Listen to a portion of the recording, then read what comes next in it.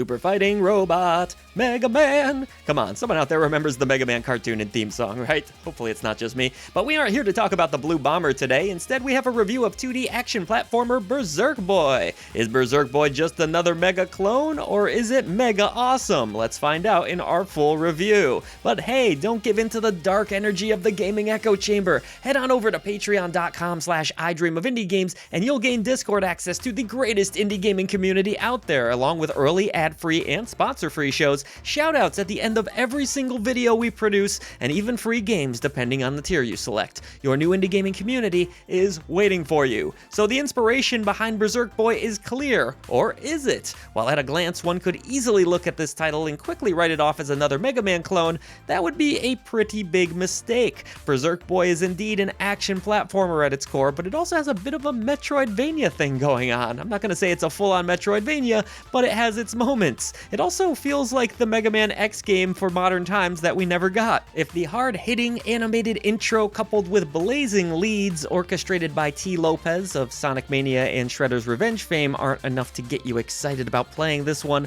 well then you might want to check if you have a pulse. After that rousing introduction, players can select between two different game modes. There's Modern for those of you who prefer infinite lives, while the Retro mode in Berserk Boy will leave you with a set number of lives, as well as more challenging enemies to contend with. I went with Modern myself for this review as I'm a bit of a wimp, but spoiler alert, I really love this game and will undoubtedly seek out Retro mode in the very near future. As the story begins, one might be forgiven for thinking they've just turned on an episode of old school Dragon Ball. A young green-haired girl named Dizzy has locked onto the signal of a mysterious Berserk orb. Joined by Kay, Berserk Boy's lead character, the two venture off together through New Hope City. Without giving away too much, Kay eventually befriends an adorable fiery bird companion, and the entire team sets up base as they take on the mission of gathering all the different orbs and defeating the evil Dr. Genos.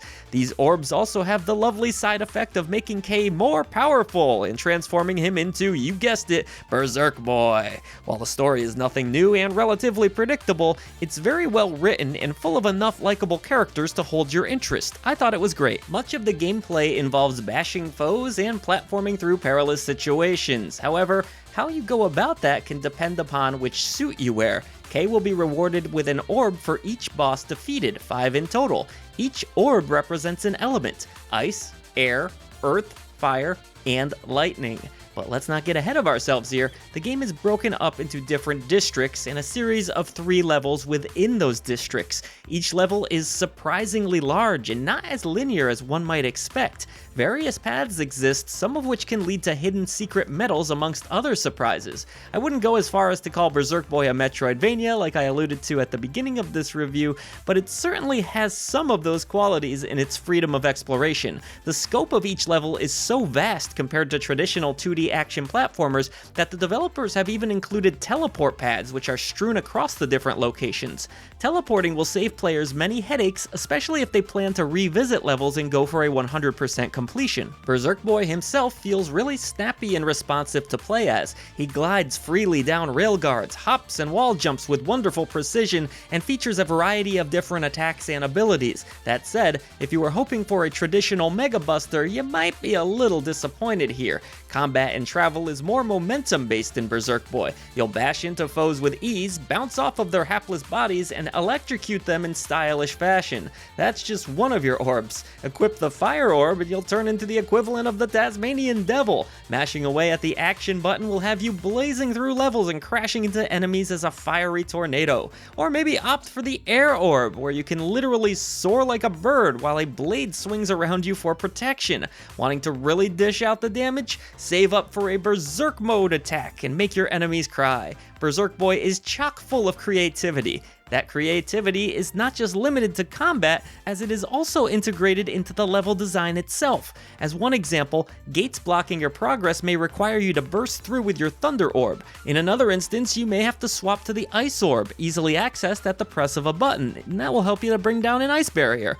I loved how the different forms of Berserk Boy were implemented into both the combat and level design. Really brilliant stuff. Energy pellets are also scattered through levels, and you'll need to collect those in order to continue using your special abilities. Admittedly, if you are simply trying to complete Berserk Boy without going for its many extras, you'll be able to cheese through levels rather easily. Not every orb is equal. It could be argued that some of them are a little bit overpowered. One example would be towards the end of the game, where I was able to easily fly through most of the tougher platforming sections. Rarely while playing on the modern game setting did I break a sweat in this title, so if a challenge is what you seek, I would advise starting with the retro option. When it comes to boss encounters, they are entertaining affairs. Each boss has a specific weakness, just as you would expect, so exploiting that is always going to be the best option. Personally, I only had issues with one boss in this game, but they were pretty easy to defeat. That doesn't mean they weren't fun to take down though. Upon completion of a level, you'll be graded on your performance and rewarded points based off of that, and in between levels, you're sent back to your base, which acts as the game's central hub. Here you can purchase new upgrades for Berserk Boy that will give him additional attacks or even more health.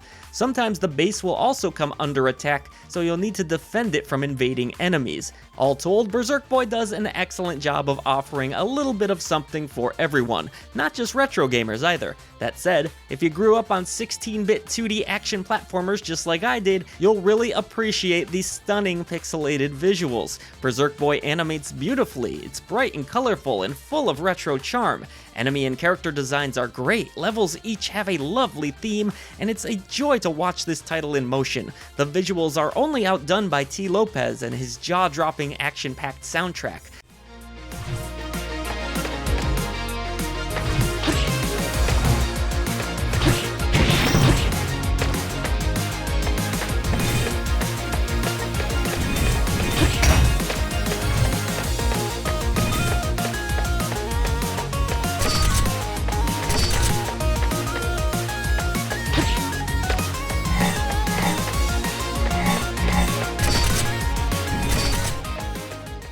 I would go as far as to say this is his best work yet. He delivers an electronic masterpiece full of energetic tunes that fit the vibe of the game perfectly. He's even crafted a memorable theme for Berserk Boy that plays throughout the game. The visuals and audio in this title are just mesmerizing. As for completion time, players will be able to beat quote-unquote Berserk Boy in about 5 hours. I'm using that term loosely because you're really not done once you just go through the game once. There's much to do and collect after you've finished every level, but I really don't want to spoil the fun here and all of the surprises. Part of the fun of video games is seeing and doing things for yourself, so I'm gonna keep it a little bit cagey there, but trust me, this is one of those games that offers completionists great value.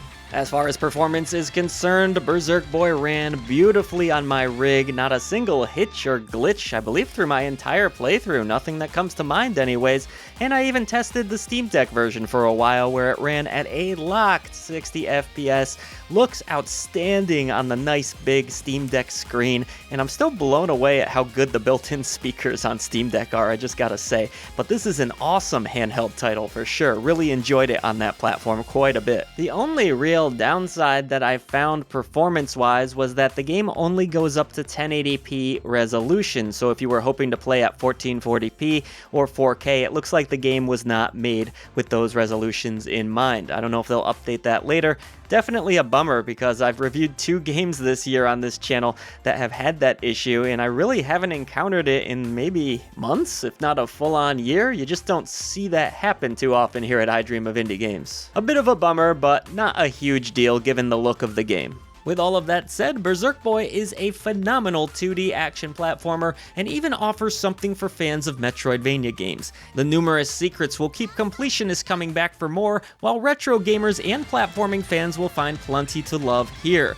With excellent mechanics, visuals, sound design, and replayability, I'm going to go ahead and award Berserk Boy the rare Golden Genie Lamp of Approval. Consider this the first must-play indie of 2024, at least in my book.